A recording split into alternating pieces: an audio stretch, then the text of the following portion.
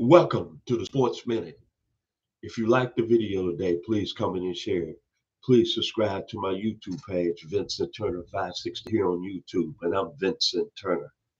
The video this evening is the NFL game of the week. The Atlanta Falcons taking on the Minnesota Vikings on Sunday Night Football on NBC.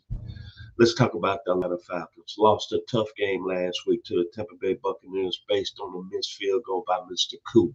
And I'm going to be honest with you. By him shanking that field goal wide, he would not have made it to the office on Monday. It's something that Aaron Glenn said, head coach of the New York Jets. If you fumble in a critical situation or you do something special team-wise that costs us a game, that's not acceptable. And I really felt bad for Raheem Morris, Michael Penix Jr., and the Atlanta Falcons. But let's talk about the Falcons first. It seemed like they found a quarterback, Michael Penix Jr. 28 out of 42 last week, 298 yards and 1 touchdown. But the key to Atlanta's season is this. Bijan Robinson, even though he had a 51-yard pass reception for a touchdown, and Tyler Algier is a pretty good back.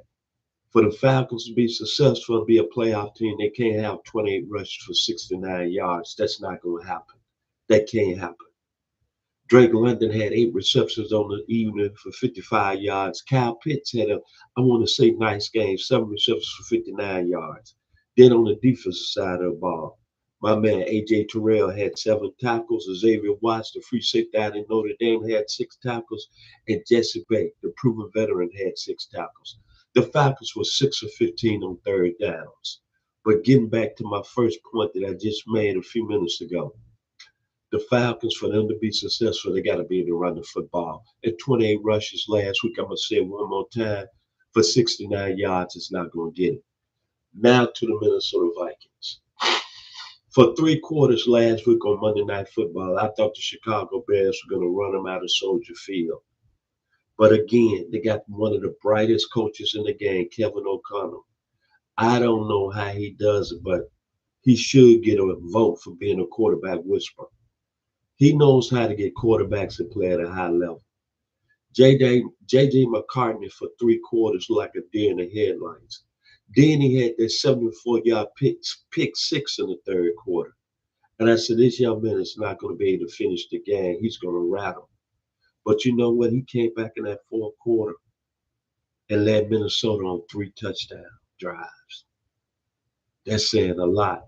I should not even disrespect him because he won the national championship at the University of Michigan under Jim Harbaugh.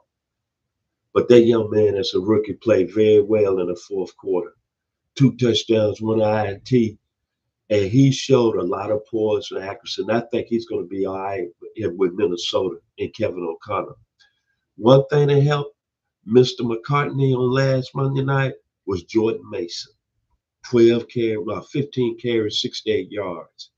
What I don't understand, how did the 49ers let him go for a 6th-round pick? The young man who went to Georgia Tech here locally, as I broadcast from my home here in Douglasville, Georgia, 20 miles west of downtown Atlanta. He was a big help to him. The man of the hour, Justin Jefferson, 4 receptions, 44 yards and a touchdown. Jonathan Greenyard, another local kid from the Douglasville area, 2 tackles on the evening.